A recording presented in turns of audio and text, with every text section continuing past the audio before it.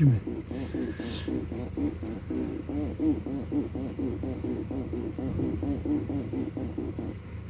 Энэ болтыг аваад тийш нь болгоод энийг аваад эндээс дуу гараад байгаа. За энэ хооч нь суулж авсан. За энэ захиалж авсан.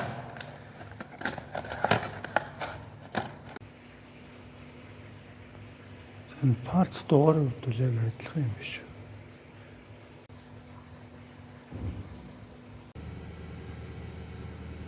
Ингээ одоо шалгаж үзнэ. Сольсон шин түрүүний чихрэх чим бол байхгүй. Зүгээр шинийг солиод бол авч сүр дүнтэй юм байна. Ямар чихрэх чим байхгүй.